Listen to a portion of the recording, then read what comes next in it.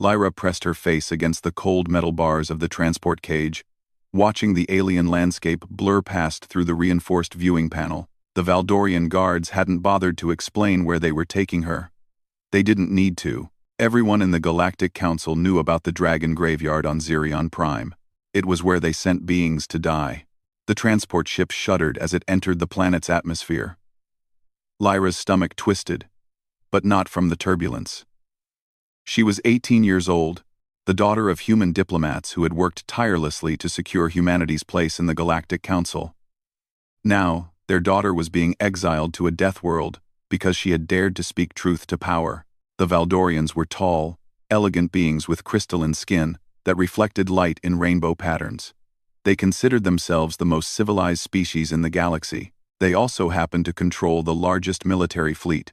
When Counselor Zethrix had announced his plan to use human colonies as mining slaves, Lyra had stood up in the council chamber and called it what it was: genocide. The truth had not set her free. Instead, it had earned her a one-way trip to the most feared place in known space.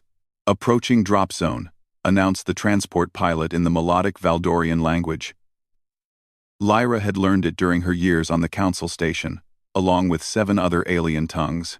Her parents had always said knowledge was the greatest weapon humanity possessed. Fat lot of good it was doing her now. The ship descended through layers of red-tinged clouds. Below, Xerion Prime stretched out like a nightmare made real. The planet's surface was covered in massive skeletal remains, dragon bones that jutted from the ground like twisted metal sculptures. Some of the skeletons were so large they formed their own geographic features. Rib cages created caverns. Spinal columns became mountain ranges. Skulls, the size of city blocks, stared up at the sky with empty sockets. This was where dragons came to die. For millions of years, the ancient beasts had made the journey to this desolate world when their time grew near. No one knew why. The dragons themselves had vanished from the galaxy long before most species achieved spaceflight. Only their bones remained, creating a monument to power that once was. The transport touched down on a relatively flat area between 2 massive dragon skulls. Through the viewing panel, Lyra could see that the ground was covered in smaller bones, ribs, vertebrae, and claws the size of sword blades. The air outside looked thin and hostile, tinted the color of dried blood. "Out," commanded Captain Thoraxis, the lead guard. He was a typical Valdorian, 7 feet tall, with skin like cut amethyst and eyes that held no warmth. "Your exile begins now, human." The guards had given her basic survival gear: a water recycler, nutrition packs for 30 days, a thermal regulation suit, and a small energy blade for protection. It was more mercy than most exiles received. They probably expected her to last a week. Lyra stepped out of the transport onto the bone-strewn surface of Xerion Prime. The gravity was lighter than standard, making each step feel strange and bouncing. The air was breathable but thin, requiring deeper breaths to get enough oxygen. The twin suns hung low in the crimson sky, casting long shadows between the dragon remains. "Any last words, human?" Captain Thoraxis asked as his subordinates prepared to depart. Lyra looked up at him with defiant green eyes. "Yes. When I see you again, you'll bow." The Valdorian laughed, a sound like crystal chimes in the wind. "Brave words for a dead girl. Perhaps your bones will add some variety to this graveyard." The transport lifted off, leaving Lyra alone among the bones of gods. For several minutes, she simply stood there, taking in the magnitude of her situation. The silence was absolute, except for the whisper of wind through hollow bones. In every direction, dragon remains stretched to the horizon. Some skeletons were intact, positioned as if the great beasts had simply laid down and never gotten up. Others were scattered, picked clean by time and the thin atmosphere. Lyra activated her suit's scanner and began walking. The first priority was finding shelter. The twin suns were setting, and she had no idea how cold Xerion Prime got at night. The scanner picked up a large enclosed space about 2 kilometers north, probably the interior of one of the massive dragon skulls. As she walked, Lyra's mind raced. The Galactic Council thought they were ridding themselves of a troublemaker. They saw humans as a young, weak species that had barely managed to crawl out of their own solar system. Earth's technology was centuries behind the major powers, and humans had no natural advantages like the Valdorians' crystalline skin or the Korth Empire's metal-eating capabilities. What the Council didn't understand was that humans were survivors. They had clawed their way up from primitives who lived in caves to a spacefaring civilization in just a few thousand years. Humans didn't give up. They adapted. The dragon's skull she approached was the size of a small mountain. Ancient weathering had created a natural entrance through what had once been the creature's eye socket. Lyra's scanner confirmed the interior was stable and would provide protection from the elements. She climbed through the opening and found herself in a vast chamber. Her suit's lights illuminated smooth bone walls that curved up into darkness. The space felt sacred somehow. Like standing inside a cathedral built by beings who existed before the galaxy knew civilization. Lyra set up her basic camp in an alcove formed by the creature's nasal cavity. The bone walls provided excellent insulation, and her thermal suit would keep her warm through the night. As she ate her first ration pack and recycled water, she stared up into the dragon's skull's interior and tried to process what had happened to her life. 3 days ago, she had been the daughter of respected diplomats, living on the most advanced space station in known space. She had access to the best education, the finest food, and the accumulated knowledge of 100 species. Now she was alone, on a dead world with 30 days of supplies. Most beings would despair. Lyra felt something else entirely. She felt free, for the first time in her life. No one was watching her. No diplomatic protocols to follow. No need to be careful with her words or actions. No Valdorian overlords deciding her fate. Just her, this strange world, and the bones of creatures that had once ruled the galaxy. That night, Lyra dreamed of flying. In her dream, she soared over Zirion Prime on powerful wings, seeing the dragon graveyard from above. The bones weren't scattered randomly, she realized. They formed patterns, spirals, and geometric shapes that could only be seen from the air. It was as if the dragons had arranged themselves deliberately, creating some kind of message written in their own remains. She woke with her heart pounding and a strange certainty filling her mind. The dragons hadn't just come here to die. They had come here for a reason. Over the following days, Lyra explored the immediate area around her shelter. The dragon bones were incredibly well preserved, as if the planet's atmosphere prevented normal decay. Some skeletons still showed signs of old injuries, battle scars, and broken bones that had healed crooked. These dragons had been warriors, not just ancient beasts. On the 4th day, while investigating a cluster of smaller dragon remains, Lyra found something that changed everything. Buried beneath a pile of rib bones was a metallic object about the size of her fist. It was perfectly spherical and covered in intricate engravings that seemed to shift and move when she looked at them directly. The moment her fingers touched the sphere, images flooded her mind. She saw dragons in their prime, magnificent creatures with scales like armor and wings that could blot out suns. They weren't just animals. They were intelligent, more intelligent than any species currently in the galaxy. They had built cities among the stars and commanded technology that made Valdorian ships look like children's toys. But something had gone wrong. A plague, maybe, or some kind of cosmic disaster. The dragons had felt their time ending and made a choice. They had gathered their most precious possessions and knowledge, encoded it into artifacts like the sphere, and come to Zirion Prime to await whatever came next. The sphere showed her more. Hidden beneath the planet's surface was a vast network of chambers and passages. The dragons had built a repository of their civilization, protected by technology that would only respond to beings with the right combination of intelligence, courage, and desperation. Beings like humans. Lyra dropped the sphere and staggered backward. The images faded, but the knowledge remained. The dragons had been waiting. Not for death, but for successors. For a species young enough to learn, brave enough to try, and foolish enough to believe impossible things. The Valdorians had exiled her to a graveyard. Instead, they had sent her to a treasure vault that contained the accumulated wisdom of the galaxy's former masters. As the twin sun set on her fourth day of exile, Lyra sat in her bone cathedral and smiled. The Galactic Council thought they had disposed of a problem. What they had actually done was give humanity's greatest gift.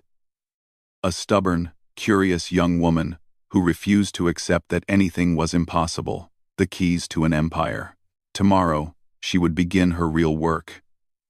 She would find the hidden chambers, unlock the dragon secrets, and discover what they had left for whoever was brave enough to seek it. The Valdorians expected her to die here. Instead, Lyra was going to learn to fly. The sphere pulsed gently in her hands, as if responding to her thoughts. In the dying light, she could swear she heard something. A sound like distant thunder, or the beating of massive wings. But that was impossible, wasn't it? The sphere led Lyra deeper into the dragon graveyard than any exile had ever ventured. For 6 days, she followed its gentle pulsing as it guided her through a maze of ancient bones, toward something hidden beneath Xerion Prime's surface. Her supplies were running low, but she had learned to find water in the hollow chambers of larger bones, and discovered that certain crystalline formations growing on the remains were edible, tasting faintly of minerals and starlight. The sphere had changed her. Since touching it, Lyra found she could understand things that should have been impossible. When she looked at dragon bones now, she saw more than calcium and marrow. She saw the mathematical precision of their construction. The way each curve and joint had been perfectly designed for flight, combat, and survival. The dragons hadn't just evolved. They had improved themselves over millions of years, becoming living weapons of elegant destruction. On the 7th day, the sphere led her to a canyon, formed by the ribcage of a dragon so massive that its bones created their own weather system. Clouds gathered in the spaces between ribs, and strange electrical discharges danced across surfaces that should have been dead stone. At the canyon's heart stood a structure that made Lyra's breath catch. It was a door, carved into the planet's bedrock and flanked by 2 enormous dragon skulls. The entrance was covered in the same shifting symbols that decorated the sphere. But this door was different from the random scatter of bones she had seen elsewhere. This had been built, designed, created with purpose. The symbols pulsed with faint light. As if responding to her approach, Lyra placed her hand on the sphere and felt knowledge flow through her like electricity. The symbols weren't just decoration, they were a test, a combination lock that required not just intelligence to solve, but a specific way of thinking. The dragons had designed it to keep out the careful, methodical minds that dominated the galaxy. It would only open for someone willing to make intuitive leaps, to trust instinct over logic. Someone human. Her fingers moved across the symbols without conscious thought, pressing them in patterns that felt right rather than looked correct. The door responded with a deep, harmonic tone that resonated through the canyon. Slowly, silently, massive stone panels slid apart to reveal darkness beyond. Lyra stepped into the dragon repository. Emergency lighting activated as she entered, illuminating a corridor that stretched beyond sight. The walls were lined with alcoves, each containing artifacts, data crystals, and devices whose purpose she could only guess. But the sphere in her hands translated everything, flooding her mind with information about dragon technology that made humanity's greatest achievements look like stone knives. Faster than light travel without the dimensional rifts that threatened to tear ships apart, energy weapons that could crack planets, computers that thought not in binary but in living mathematics, bioengineering techniques that could reshape matter at the molecular level. The dragons had achieved technological godhood and then simply walked away from it all. But why? The answer came as Lyra ventured deeper into the repository. In a vast central chamber, she found a holographic display that activated at her approach. The projection showed the galaxy as it had been 50 million years ago, a very different place than the one she knew. Instead of the 1,000 squabbling species and fractured empires of her time, the galaxy had been unified under dragon rule, not conquered, but guided. The dragons had been shepherd kings, protecting younger species and nurturing their development. Then came the plague, not a disease that killed bodies, but something far worse. A corruption that attacked consciousness itself. It spread from mind to mind, turning dragons against each other and driving them to madness. The greatest civilization in galactic history had begun tearing itself apart from within. The healthy dragons had faced an impossible choice. They could fight the plague and risk spreading it to the younger species they protected. Or they could exile themselves and hope that someday, someone would prove worthy of their legacy. They chose exile. Every healthy dragon in the galaxy had made the pilgrimage to Zirion Prime, bringing with them the accumulated knowledge of their race. Then, they had gone into the deep caverns beneath the planet's surface, to wait and to hope. Lyra's hands trembled as she absorbed the full scope of what the hologram was showing her. The dragons weren't all dead. The bones on the surface were just the ones who had arrived already infected, who had died before reaching the sanctuary below. Somewhere in the depths of Zirion Prime, dragons still lived. The sphere pulsed more urgently now, tugging her toward a transport platform at the far end of the chamber. It was technology beyond anything the current galaxy possessed, a platform that could move matter through space without conventional travel. Lyra stepped onto it and felt the world dissolve around her. She materialized in a cavern so vast that her suit's lights couldn't reach its walls. The air here was thick and humid, charged with energy that made her skin tingle. Bioluminescent formations provided gentle illumination, revealing architecture that blended seamlessly with natural rock formations. This wasn't just a hiding place. It was a city, a sleeping city. Arranged throughout the cavern were dozens of crystalline pods, each one large enough to hold a fully grown dragon. Most glowed with soft internal light, indicating that their occupants were alive but dormant. Lyra approached the nearest pod and gasped at what she saw inside. The dragon was beautiful beyond description. Its scales shimmered with colors that had no names, shifting from deep purple to molten gold, to the blue-black of space between stars. Even in sleep, it radiated power and intelligence. This wasn't the mindless beast that lesser species imagined when they heard the word dragon. This was a being that could have ruled galaxies. The sphere in Lyra's hands suddenly blazed with light, and the dragon's eyes opened. They were silver, like starlight reflected in water, and they held wisdom that spanned eons. The dragon looked at Lyra with recognition rather than surprise, as if it had been expecting her. "Little flame," the dragon spoke, not with voice but directly into Lyra's mind. The words came with emotional undertones that no spoken language could convey. Amusement, hope, ancient sadness, and something that might have been affection. "You have come at last." Lyra found her voice. "You were waiting for me? Not you specifically, child, but for your kind. We saw your species in the early days, when you were still bound to your birth world. Young, chaotic, brilliant creatures who solved problems by refusing to accept that they were impossible. We knew that if anyone could inherit what we built, it would be humans." The dragon's form began to shift and change. Instead of the massive creature in the pod, Lyra found herself facing something more manageable. A dragon roughly the size of a large horse, scaled down, but losing none of its inherent majesty. "I am Aurelius, last of the keepers. I have maintained the repository while my people slept, waiting for the day when someone would prove worthy of our trust. Tell me, little flame, what brings you to our sanctuary?" Lyra told him everything. The Galactic Council's plans for humanity, her exile, her discovery of the sphere, and the repository. Aurelius listened with the patience of immortality, occasionally asking clarifying questions that revealed how much the galaxy had changed during the dragon's long sleep. "So the Valdorians seek to enslave your people," Aurelius said when she finished. "And they believed they were disposing of a threat by sending you here. How little they understand about the nature of threats." The dragon moved to one of the repository's many control panels, his claws dancing across crystalline interfaces that responded to his touch. "You have proven yourself worthy, Lyra, of the humans. You found our sanctuary, survived our tests, and demonstrated the qualities we hope to find in our inheritors. The question now is, what you wish to do with that inheritance." "I want to save my people," Lyra said without hesitation. "And I want to make the council pay for what they've done."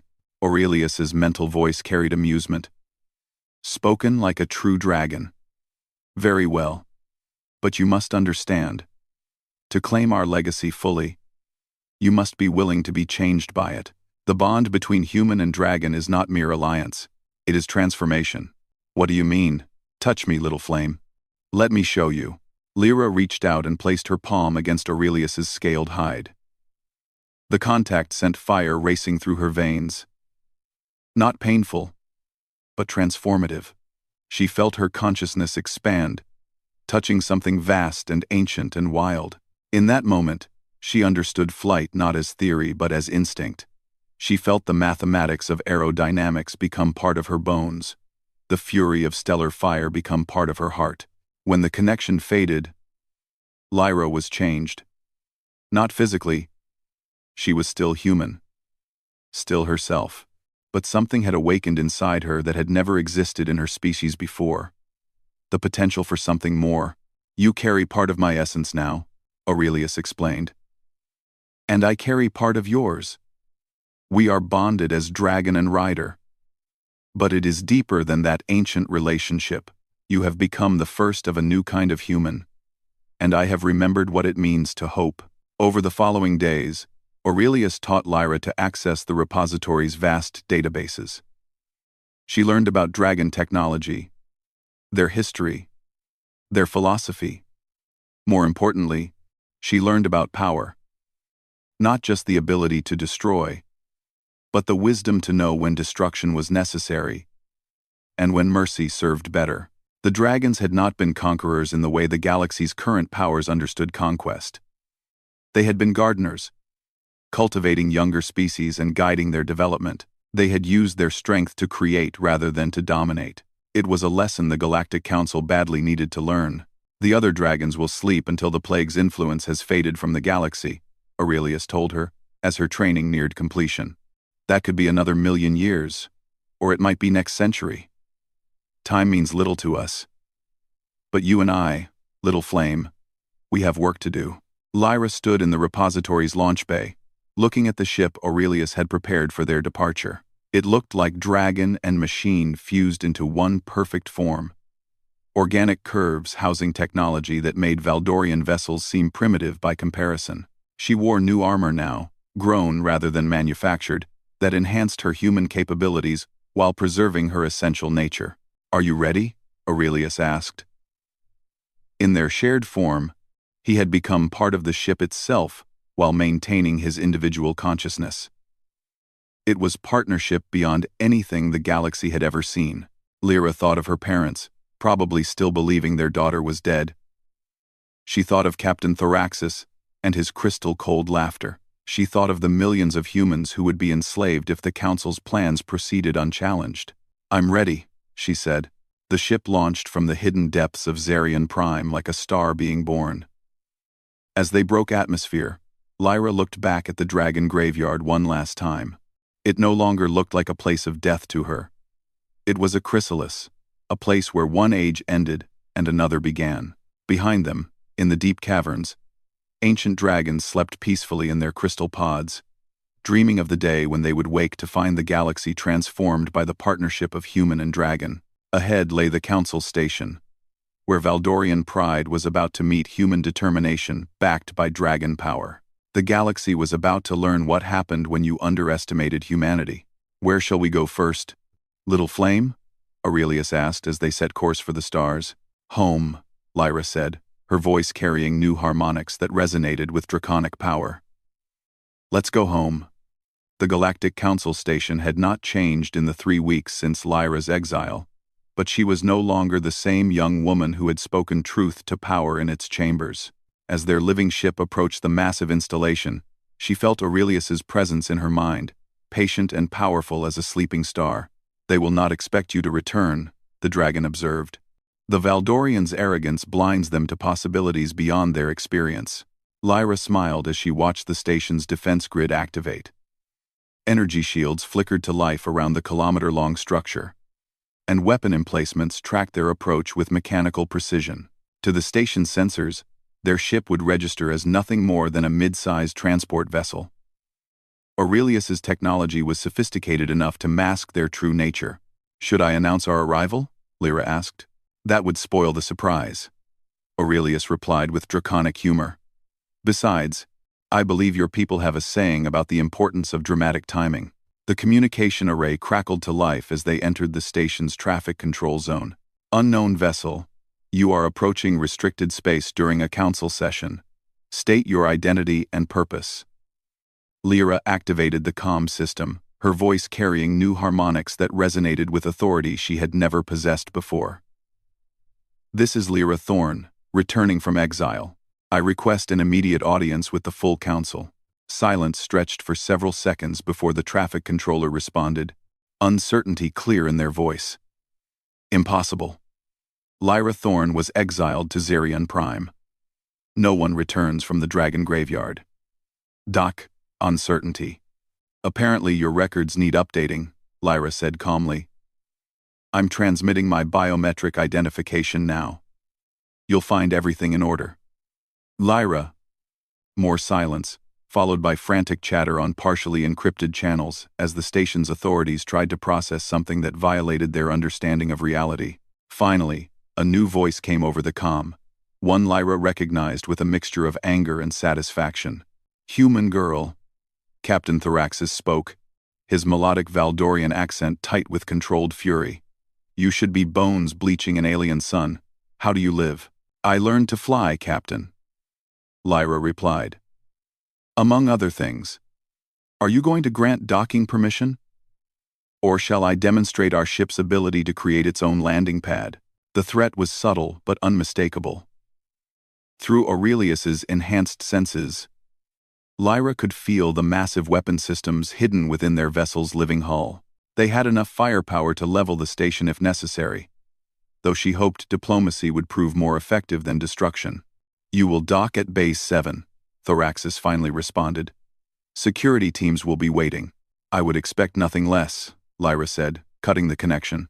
Base 7 was a high-security docking port typically reserved for diplomatic ships carrying dangerous cargo. As their vessel settled onto the docking platform, Lyra could see Valdorian guards taking position behind energy barriers. Their crystal armor gleamed under the bay's artificial lights, and their weapon systems were fully charged and ready. They were prepared for a threat. They were not prepared for a dragon. Remember, Aurelius murmured as Lyra prepared to disembark. Show them enough to make them listen, but not enough to make them desperate.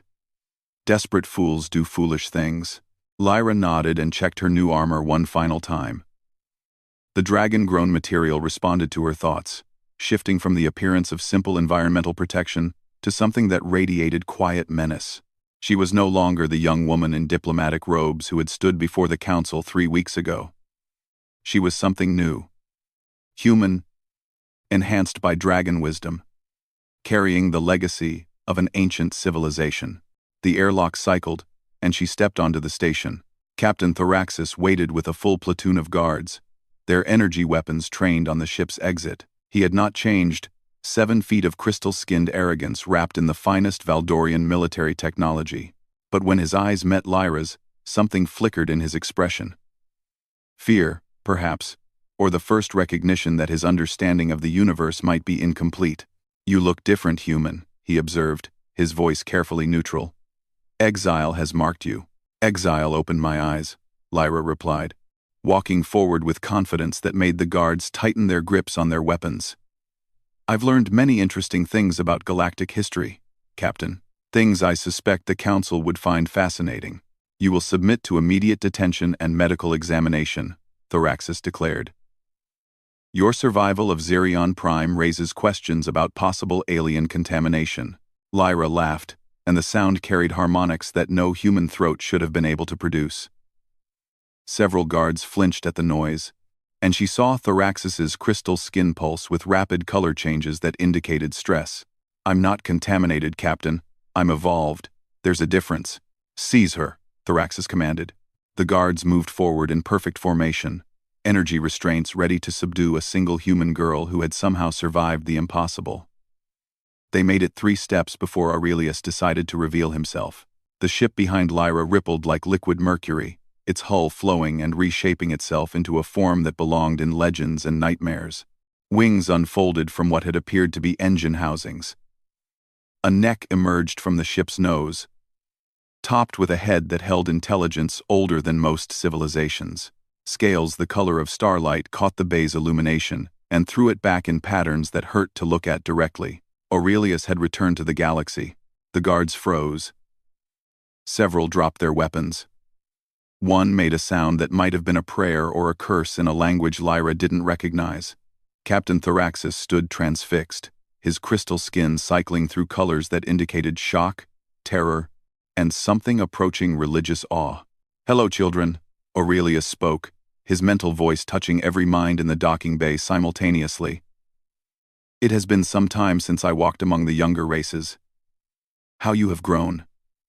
The dragon's presence was overwhelming. Not threatening, exactly, but vast beyond comprehension. Being in proximity to an awakened dragon was like standing next to a star. The power was impossible to ignore or deny. Thoraxis found his voice first, though it cracked with strain. "Impossible! Dragons are extinct. They have been gone for 50 million years. Sleeping," Aurelius corrected gently. "Waiting. Dreaming of the day when worthy inheritors would claim our legacy. This young human has proven herself that inheritor." Lyra stepped forward, and the guards parted before her without conscious thought. "I request immediate audience with the full council. Captain, I have matters to discuss that affect the future of the galaxy. The council is in emergency session." Thoraxis managed, debating the human question. "How convenient," Lyra said. "I have some thoughts on that subject myself." The journey to the council chambers passed in surreal silence. Word of the dragon's presence spread through the station like wildfire, carried by security footage and panicked communications.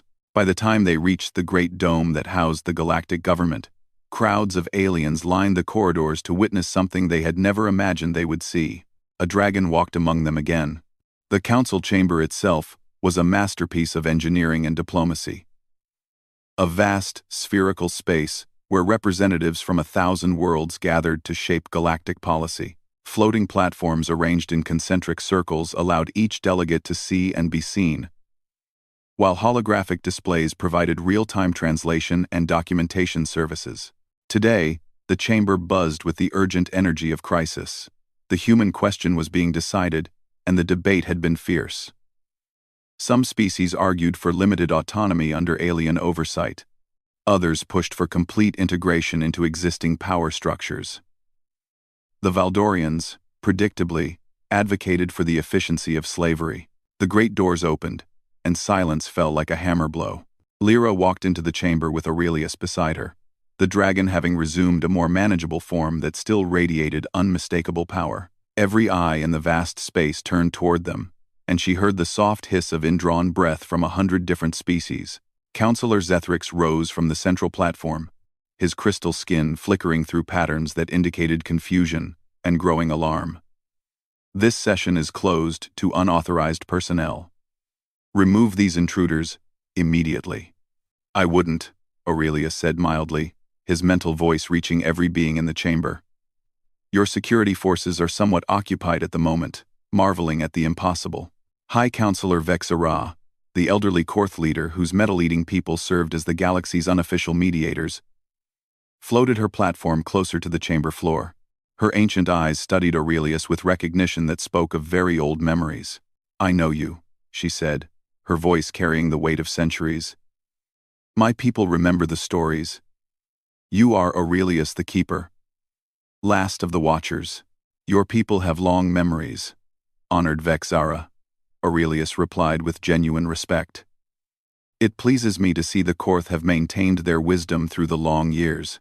Chaos erupted in the chamber as the implications hit home. Dragons were not extinct. This human girl had somehow allied herself with one of the legendary beings that had once ruled the galaxy. The careful balance of power that governed interstellar politics had just been shattered by an impossible reality. Counselor Zethrix's voice cut through the tumult, sharp with authority and fear. "This changes nothing. One dragon cannot challenge the combined might of the Galactic Council." "One dragon doesn't need to," Lyra said, her voice carrying clearly through the chamber's acoustics. Because one dragon isn't all I brought back from Xerion Prime. She activated a holographic projector that materialized data streams in the air above the chamber floor. The assembled delegates watched in growing amazement as Lyra displayed technological specifications that made their most advanced systems look primitive, faster than light communication without quantum entanglement delays. Energy sources that could power entire star systems. Medical technology that could extend lifespans by factors of 10. Manufacturing processes that could turn asteroid fields into garden worlds in decades instead of centuries. She paused, letting the implications sink in before delivering the final revelation. All of this and more waits in the repository beneath Xerion Prime. The dragons didn't just disappear, council members. They prepared for succession. They built a treasure vault of knowledge and technology for whatever species proved worthy of inheriting it. And you claim humanity has proven worthy? Zethryx demanded, though his tone had lost some of its earlier arrogance.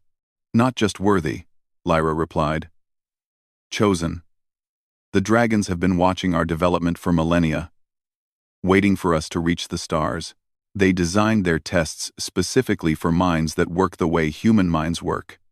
Intuitive, chaotic, willing to attempt the impossible.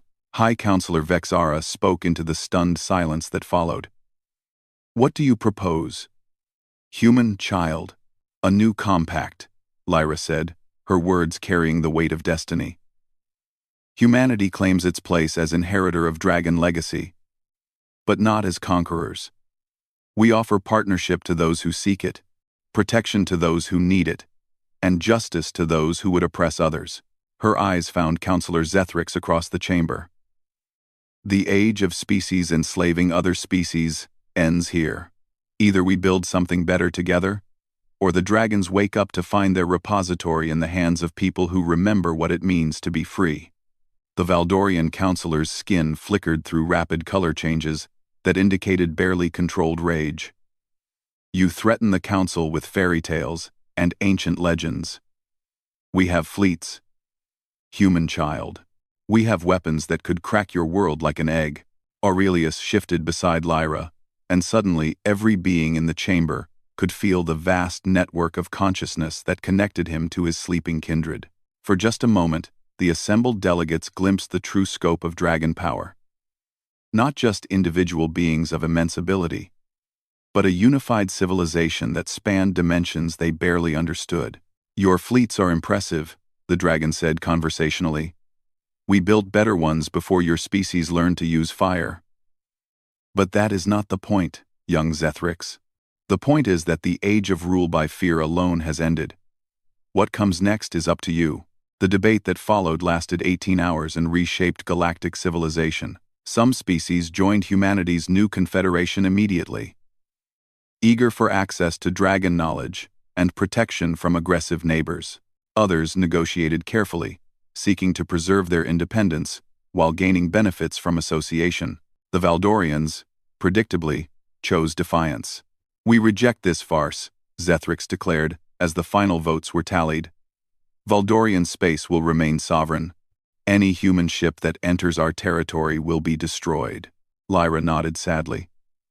I'm sorry you feel that way, Counselor. But free peoples have the right to choose their own path, even when that path leads to isolation. 3 months later, Valdorian space had become an island of aggressive independence, surrounded by a galaxy that was rapidly transforming under the influence of dragon technology and human innovation. Several Valdorian colonies had already petitioned to join the new confederation, drawn by promises of freedom and advancement that their rigid hierarchy could never provide. Lyra stood on the observation deck of humanity's first dragon-enhanced starship, watching her parents' faces on the communication screen as they struggled to process how their exiled daughter had become one of the most powerful beings in the galaxy. We're proud of you, her mother said finally. But we're also terrified. This responsibility you've taken on, it's enormous. I know, Lyra replied, but I'm not carrying it alone. Aurelius materialized beside her in his preferred humanoid form, offering a respectful nod to her parents. Your daughter has the wisdom to seek counsel and the strength to bear consequences. She will make mistakes. All young leaders do. But she will learn from them. What happens now? Her father asked. Lyra looked out at the stars, where human and alien ships were already working together to establish new trade routes and exploration missions. In the distance, construction robots were assembling the first joint research station where dragon knowledge would be shared with species ready to use it responsibly. Now we do what the dragons always did, she said. We grow the garden. We nurture younger species and protect them from those who would exploit them. We explore the universe not as conquerors, but as gardeners, planting seeds of civilization among the stars. And if others challenge this vision? Aurelius asked. Though his tone suggested he already knew the answer, Lyra's smile carried the fierce joy of a dragon's flame tempered by human compassion. Then they'll learn what humanity has always been good at, adapting, surviving, and proving that impossible things are just solutions waiting for the right person to attempt them. Behind them, the ship's engines hummed with power that could move worlds, guided by wisdom that had outlasted empires. The girl who had been banished to a graveyard had returned with the keys to eternity. The galaxy would never be the same, and in the deep caverns of Xerion Prime, ancient dragons stirred in their crystal dreams, sensing that their long vigil was finally bearing fruit. The inheritors had come at last, and they were everything the dragons had hoped they would be. Brilliant, chaotic, impossible humans who refused to accept that anything was truly beyond their reach. The age of dragons had ended. The age of partnership had begun.